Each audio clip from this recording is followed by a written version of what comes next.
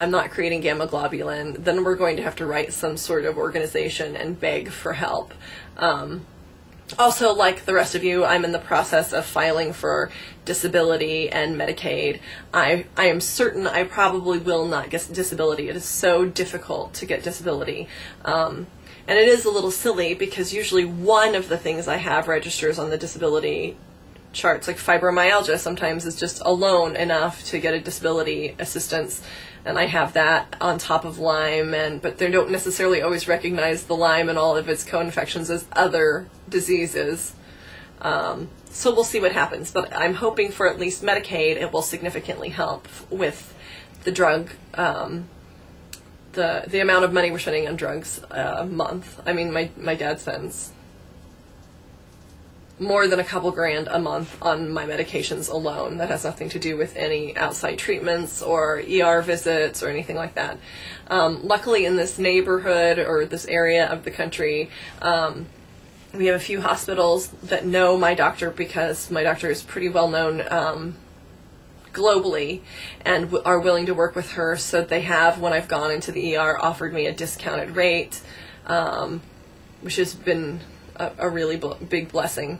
So, and then to sort of, they found out I had no vitamin D at all, which has something to do, and I didn't understand it, and I haven't read up on it, I'll be honest. I've been trying to be artistically focused and happy because I'm nervous about everything else.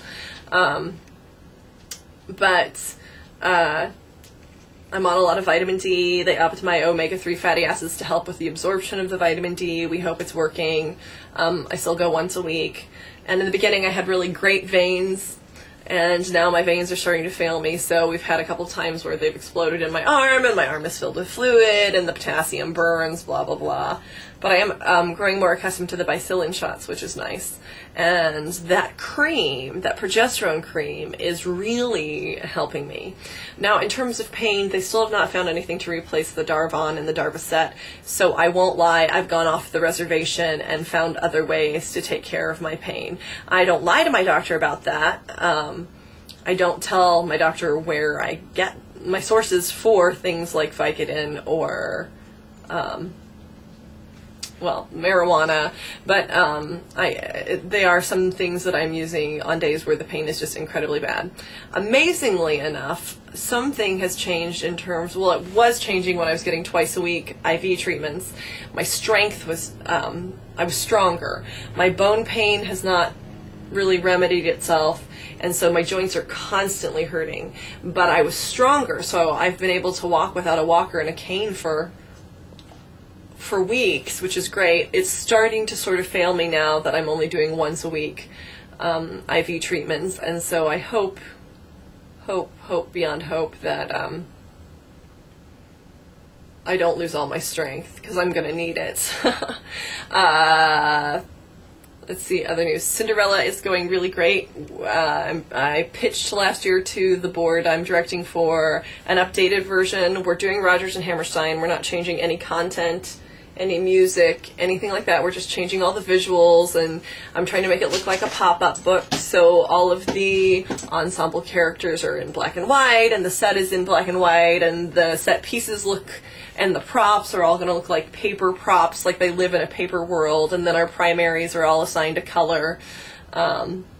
Just sort of like those old-fashioned books where they would color in, like in Peter Rabbit, where or in old Winnie the Pooh books, where the whole picture would be there, and you'd see the tree, and you'd see Kanga and Roo hanging out in front of the tree, but if it was Rabbit and Pooh having a conversation, they were the only two colored in.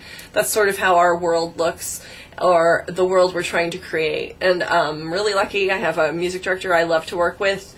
He's wordy at times, but I've worked with him a million times before, and he's musically, when it comes to instruments, a genius. You never work with a better pit orchestra than when you're working with him, because he's been a trombonist in the music industry, touring and traveling and recording nationally for years. And so I'm so lucky that he's my friend and willing to do this with me. And then my choreographer is a dear friend. And so on the days where I'm just sort of low function, so far I've been able to sort of, I hate using the term pass the buck, but like it is their time to work anyway. Choreography and music come first, and I'm working with the tech and costume design staff. Another one of my besties is helping with costumes. So that stuff's going really well.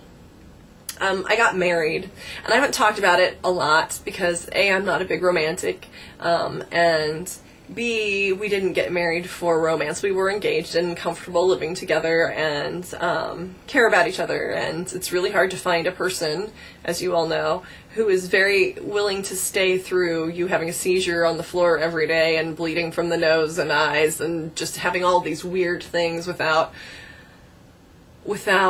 questioning whether or not you're hypochondriac or whether or not you're crazy. And I'm lucky that I have a partner like that. But we got married because I believe that marriage is it used to be for the protection of women and children, but it's largely for the protection of children now that women have advanced so much, at least in certain countries and in the country where I live. So I don't think we were mega focused on getting married until we had trouble a couple times in a hospital with him being allowed access, which is ridiculous if you ask me. So we got married, and I was very nervous and very sick over it because, you know, I wish I'd had more romantic reasons to do it, but they were very practical, solid reasons. My doctor even reports that that's what happens with a lot of couples when one's a limey, that they partner up with their current partner, either for insurance purposes or to allow access. And then I'm sort of glad I did, because like really literally a week after we got married, I found out that I was going to have all these surgeries, and so he'll have access and he'll have say in my family discussions. If something were to happen, some decision would have to be made on my behalf, he would have some input as well. And so my rant there is sort of, you should let loved ones in, like regardless. If they're the person that's the caretaker, why do they have to be legally connected? If they're in there in the trenches every day in very scary situations, or even somebody willing to stand next to somebody else in a hospital and say, I'll take responsibility, like, shouldn't that be enough? Because that's huge. And then my one other little rant is about disability. I just believe so strongly that there should be a different kind of disability. There should be disability for the people that need it forever, and then there should be something called temporary disability. They have temporary food stamps. They have temporary WIC for mothers who have young children. There should be temporary disability for people like myself, other Lyme disease patients who I may not have a chance of recovering. They discovered mine real late. I may forever be in this med cycle.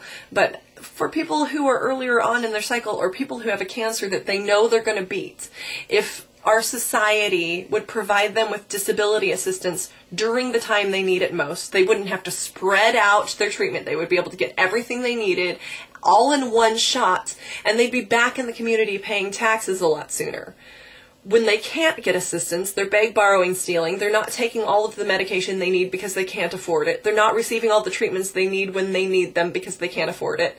And it's silly because it keeps them out of work and not paying taxes for way longer periods of time than if there was a temporary system in which they could receive assistance. Now, I'm not going to even get into, the big debates about national health care. I just think they should add another category. Again, you can get temporary food stamps, temporary WIC. Why can't you not get temporary disability, where the government says, we'll help you for a year. You've been paying taxes your whole life. We'll help you for 1 year. You've got 1 year to get all the treatments. And then, if that person can't get well in a year, then maybe that would help the disability associations make the decision that they might need permanent assistance, or they'd get better and be back in society functioning. That's the end of my rant. Get tested for other types of strep other than beta strep. Get the overall wellness test. I don't know what it's called, where they run your allergies and all of your vitamin deficiencies and things like that, because they tend to give you just this huge protocol of vitamins and minerals and supplements, and as my doctor did, and then when we could finally afford this other test, we found out some of the things that I was being given as supplements are things that are bad for me. So we were accidentally poisoning me, trying to get me better. So that's another test. I hope you guys are doing super duper well. I'm probably going to vlog more